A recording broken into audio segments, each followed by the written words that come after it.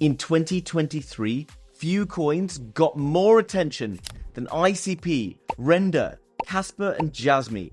What is it about these coins that made them so exciting? And right now, as we move into the halving event, these 4 hype coins could see something extremely interesting happening. In this video, we're going to talk about these 4 coins in particular and identify some potential buy zones, as well as look at my price predictions for these slightly later on in the video. So do me a favor, hit that like button, and let's find out what's going on. Now guys, as you're aware, if you subscribe to my channel, I don't really give that much time towards the halving because, in my opinion, it's mostly driven by the liquidity cycle, and the halving theoretically shouldn't make much difference to the price. But that said, it's clearly a narrative that's thrown in the faces of retail traders to get us pumped and excited about what happens next, and pulls people into the market at the right time, because after that happens, we tend to see some excitement and some upside. Now, jumping across to the Bitcoin chart, you can see these 3 blue lines, and these are very interesting because you can see that in each of the last 2, something different has happened. Now I'm going to drop this down to a logarithmic scale, which skews the ratios a bit, but makes it easier for us to see what's going on. Now, back in 2016, after the Bitcoin halving, we saw basically a run up towards the halving and then a nice dip, cool off. From pre-halving, we saw Bitcoin dipping around 36%. Remember that number because it could be very key as we look into these coins in just a minute. That means if you were buying into any particular altcoin in and around this dip, life was probably pretty good. Roll on the next halving. We obviously had the COVID Black Swan event, which obviously has clearly not happened again. And after the halving, we had like basically a little bit of sideways. We went up, we corrected back down to a slightly higher level, and then we carried on. Now, which halving do you think we're going to get? And if your answer is anything other than I don't know, then you're wrong. Because you don't know. I don't know. No one really truly knows, because we've got 2 pieces of data that are both different from one another. Which one do we go for? And the fact that this time as well, our rally into this time in the halving hasn't been seen before. Okay, so this is making life very tricky. I think you'll agree, because I know we as investors love to know whether we're going to buy a coin and it's going to go up the next day, and we want to know whether it's a good time to buy or a bad time to buy. And the truth of the matter is, there's not necessarily a good time and a bad time, but there's a good price and a bad price, and that changes as the price moves up. So before we look at good prices to be able to invest in the likes of Jasmy, ICP, Kaspa, Rndr, let's have a look at something else. Now, jumping across to Google Trends, let's just do a little bit of analysis, yeah? Let's, mix it up, do something different from everyone who's just showing you endless charts, because we get bored, right? We get bored when you just get told the same thing. Like, ICP about to explode. Anyway, I know you get bored of that, so let's, figure out something interesting. Right now, these coins are being driven by various factors. These different coins right now are in different situations, and I'm looking at this from a completely neutral standpoint. Most of these gained attention at different periods of time for different reasons. And I know you're all down below being like, well, ICP is the superior project because, tell me about a blockchain that has the ability to build AI directly on it. And people are like, well, Casper, the first decentralized acyclic graph, developed by the team over on the Ethereum white paper. And then people in Jasmy are like, oh, Jasmy is the crypto of Japan, whatever that even means. And then people in Rndr are like, well, Rendr's in deep in and AI, and that's a cool narrative and whatever. All of those statements have their merits. But I would say that most of these projects right now, like pretty much all of crypto, is relying on an idea of what they're going to be producing in the future, bearing in mind that most really, with the exception of maybe Rndr, aren't really doing it right now. Plus the community that's behind the project, which isn't designed to be an insult for any of these, okay? The community is pretty much what drives crypto anyway. So, all our different lines, we've got the blue one, we can see ICP had a phenomenal run at kind of the end of last year, and then it had a bit of quiet time, but it's starting to pick up again. Whereas the others had a bit of a run into kind of February time, had a bit of a spike towards the upside, and then it sort of tailed off a bit. Casper, you can see, was pumping up here around sort of November the 12th and 18th. So Casper pumped first, then we got ICP pumping, and then slightly later on we get the others, and you can see the kind of the cycle in repeat. So why are they all pumping on social media? Well, it doesn't take much to work out, guys. everyone wakes up one morning, we get a notification on our phone that ICP is up 10%. We've got like a big bag of ICP. We want to go and find out more and make ourselves feel good about it, okay? We want to keep learning more and drive that mechanism along. And what's cool is ICP have been developing a lot. They've also worked much harder on their marketing team than they perhaps did previously to bring more information and make ICP a bit more understandable for the average person out there in crypto. Casper's slightly different in that it's getting a lot of attention, mainly from its price action. Pretty much unlike any other crypto last year, Casper almost went up in a straight line with the odd exception that kind of happened along the way, which is pretty much unheard of during that stage of a bull market. So the narrative really caught on, got people excited, but as the price action has sort of been slow over the last few months or so, people have kind of lost a little bit of attention.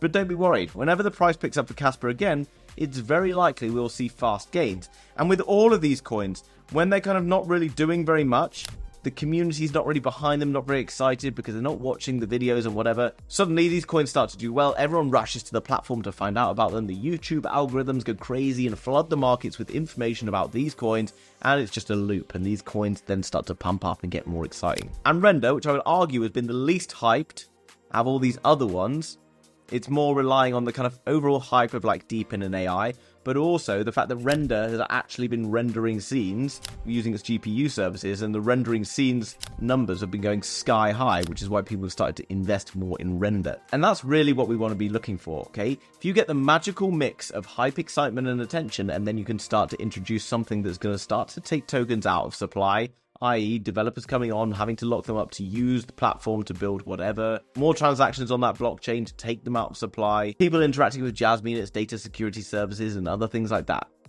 That's like the secret sauce, the crossover that's really going to see exponential growth going forward. Because neither just hype and neither just practicality can work on its own. You kind of need a bit of both. So something I want to show you right now is very important. When Bitcoin wasn't doing much here, went sort of sideways, Casper was kind of going down a bit, going sideways. It goes up, Casper goes up.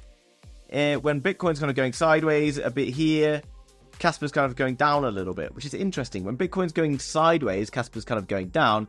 Casper's relying on a bullish of Bitcoin. So what happens next to Bitcoin, bearing in mind, in the last few results, we've kind of run into the halving a little unsure. Now, interestingly, according to Bitcoin, right now Now, Bitcoin appears to be in an uptrend in that we have higher lows, which is bullish, but we also have lower highs, which is characteristic of a symmetrical triangle.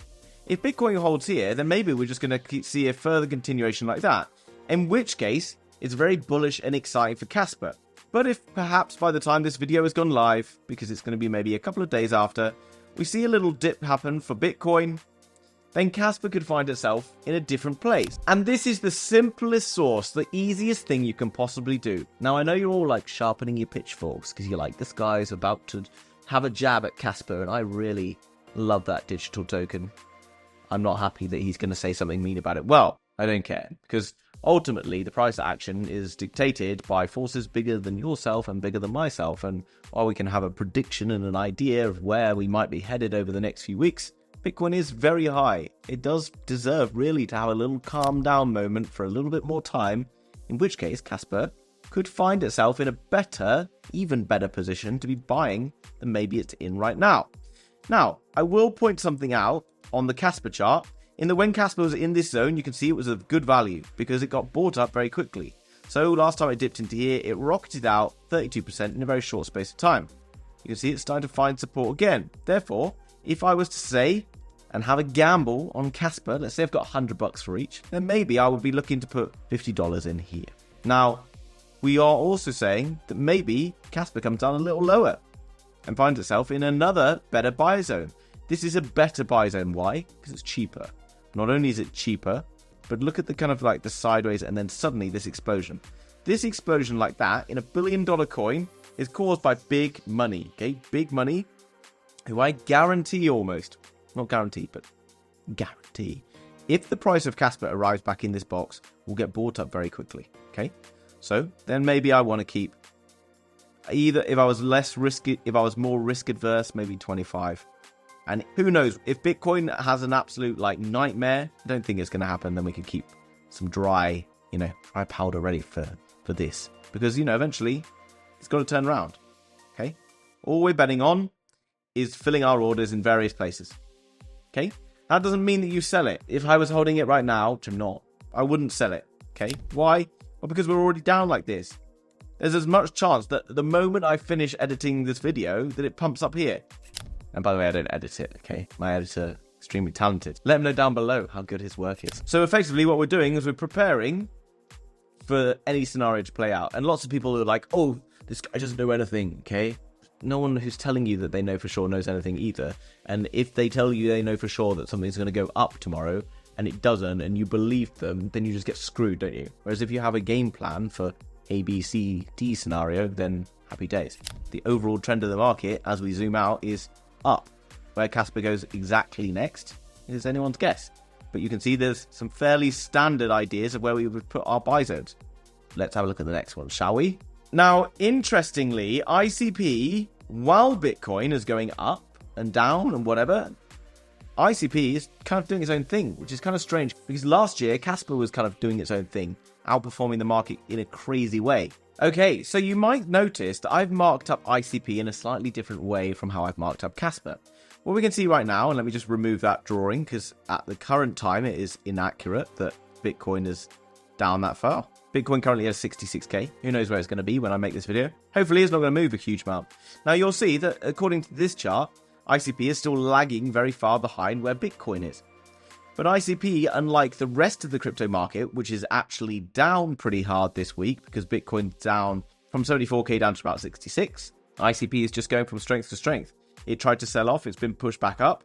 ICP looks ready for a run into this zone. Now, in the same way that you have a buy zone, people also have sell zones.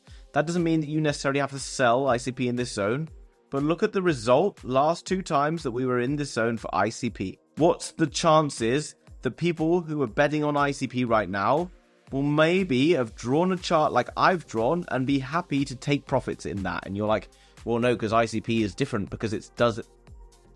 No. Everything seriously has a buy price and a sell price.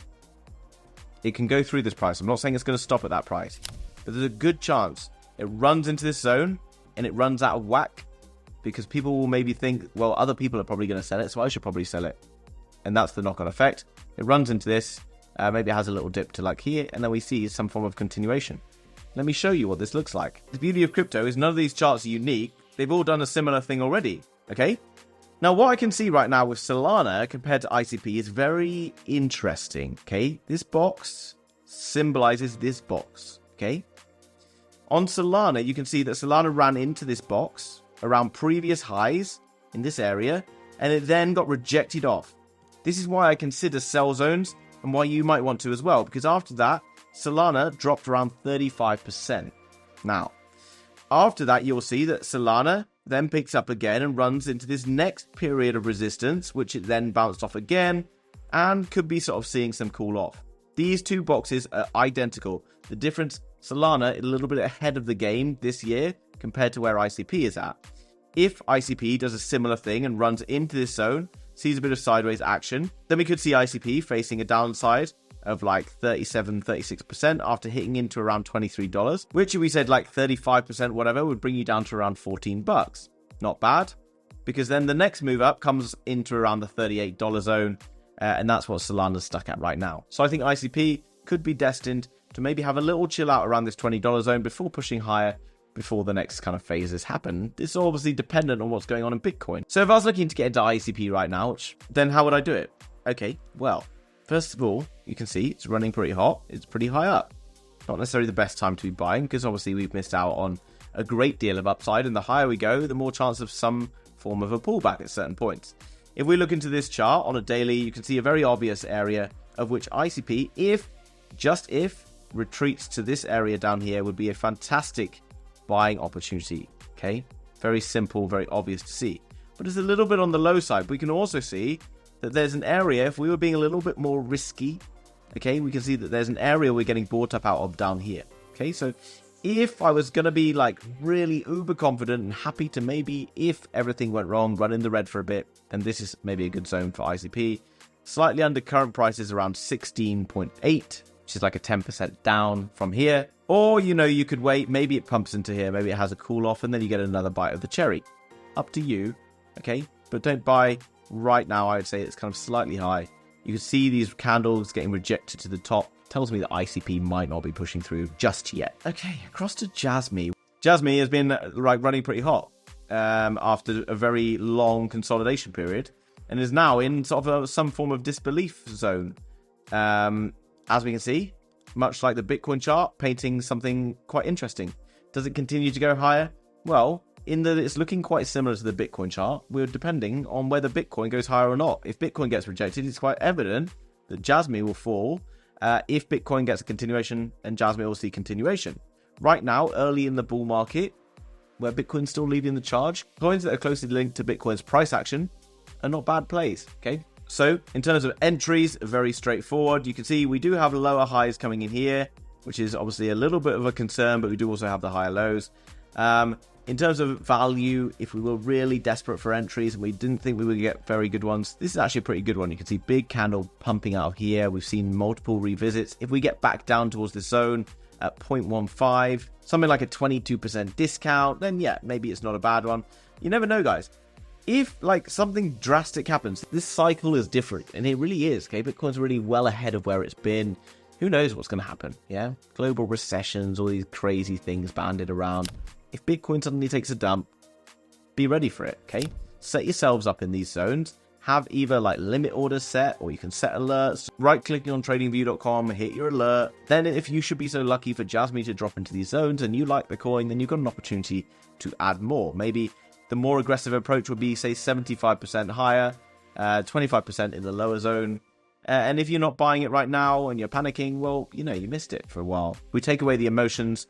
I turn the green box into a place I buy. I turn the red box into a place I sell, whatever that might be. That's just made up, by the way. That's not a price prediction. Remain calm. Then everything becomes very automatic, very easy. Okay, I don't get emotionally attached. Don't get emotionally attached. They're just crypto coins, okay? Now, Rndr. On to Rndr. Rndr's been performing very strongly. The narrative of AI and Deepin has been running very hot, okay? One of my favorite narratives, I'll admit. But actually, Rndr, to be honest, not one of my favorite projects. So I have no favorites here. Now, right now, Rndr, you can see, is sort of falling below a previous area of support. And it does look like I think that Rndr is going to come back down to an area possibly slightly lower where it's been. Now, I might be wrong, okay? Rndr did move very strongly out of this area.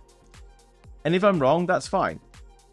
All I'm showing you is basically how to identify a buy zone and how to not emotionally jump into these coins. Because what most people want entries on is coins when we're in this kind of run here. This happens time and time again. Everyone's like, oh, you know, ICP or Rndr or whatever's up here. And everyone's like, is it a good time to buy? And I'm like, how many times, okay?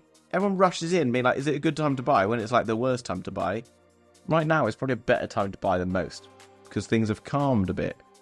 Maybe they get to calm more. Look, Rndr, if you bought the top, you'd be sat down right now, nearly 30%. If it gets down there, you're down 51%. But, you know, you could be in like nice and calm, happy and ready. Wait for your pullbacks, get your entries. And everything does pull back. Okay, so remember, as the market kind of runs sideways and gets quieter, these hype coins will lose the hype and excitement and attention because people get bored in crypto particularly easily because we all have the memories of goldfish. Therefore, these projects that are propped up quite a lot by hype and media and attention and excitement could see some downside during this period of time, but don't worry, if we get into good entries, then potentially going forward, we could be onto some juicy price predictions. Which, let's be honest, because you're all degenerates, you skipped most of that video and now you're just here for the price predictions anyway. And that's fine, no judgment. A little bit of judgment. I'm judging you. Now, where are we at? Rndr. $3.7 billion with a B. Okay, big ass market cap. It's been on the move already. So I think Rndr realistically goes to $20 billion at the top. That's a very ambitious move. I think if Rndr does $20 billion, it's done very well. Which is around like a 6x, which means there's definitely better options, okay? Because it's already seen a lot of attention. On to Casper, and everyone's like, well, yeah, but look at what Ethereum achieved in the last bull market in Solana, and it's a much better coin. Okay, fair enough. I'll take all your considerations into account. But ultimately, it's within like an interesting kind of area of the market, yeah? Kind of came about and did very well, caught a lot of hype and attention and excitement, but so far isn't really running that many transactions. It's also probably like looking to kind of narrow down its use case and things like that, which I know you're all going to get very upset about, but that's fine. Like we've seen Solana ecosystem exploding, Base various layer 2s and things as well picking up as that happens. We need to really see more transactions going across to Casper to see significant growth in the area. Otherwise, I think it's going to be limited on that. Where do we go? 20 to 30 billion dollars. I think $30 billion is reasonable for Casper right now, which would be a 10x from current prices, but that's fine because many people were in at the start, and if you got in at the start, congratulations. Another 10x on your gain so far will be very nice indeed. And where are we? Okay, on the last one, ICP. $8 billion market cap, 8.6. It's a big one, right? It's big. They're all pretty big. That's the thing. They've all been moving earlier. They're all pretty big. If ICP is able to kind of continue to grow on this journey of its AI integration and the use of neural networks and other bits and pieces that are gathering more and more attention, and this narrative of AI and deep in runs seriously hot through this bull market, which I'm semi-anticipating that it will, then I think that ICP can have a very strong performance and could push towards this kind of $80 to $100 million valuation. Bear in mind, that's basically a 10x, maybe slightly less than a 10x. I think if ICP does a 10x or a 20x, it would be doing bloody well, okay? 20x on ICP would be impressive. And I know most of you are hating me right now for these price predictions, but I think it's worth bringing you a bit of reality. I know lots of people are competing for views on these particular coins because you can see all the hype and attention. People are competing for your views for these, and they're telling you more and more of what you want to hear, so they can continue to grow channels. Believe it or not, in the last bull market, I used to do the same for Ethereum before I realized actually it's more valuable to just teach people the kind of reality of what's likely to happen. If you don't like it, that's fine. It's just my opinion. Obviously, you might have a different opinion. Let me know down below. Now, guys, something incredibly important.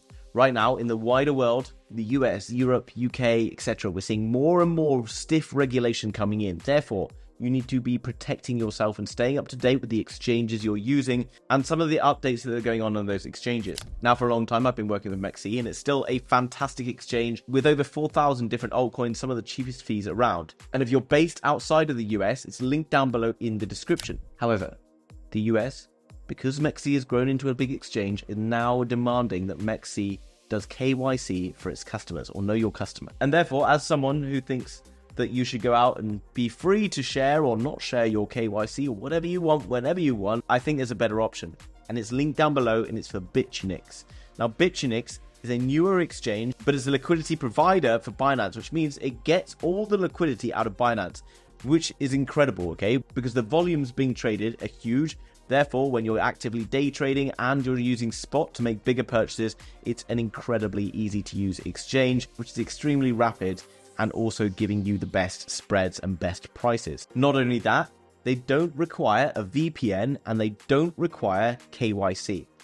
So, if you want the easiest exchange to use from the US, the UK, wherever you might be, then Bitunix, link down below. Also, made a deal with them. They're going to be airdropping everyone who signs up through that link, and people who have already signed up through my link, 5 USDT for you to trade actively on that wallet, and you will continue to receive airdrops over time for various new coins. You can qualify for various different competitions. They're giving away iPhones during April and much more. All found in the link down below in the description. Guys, I hope you enjoyed today's video. I hope I didn't upset too many of you too much with my price predictions, but that's okay. Hit the like button, subscribe, and I'll see you very soon in another video. Bye-bye.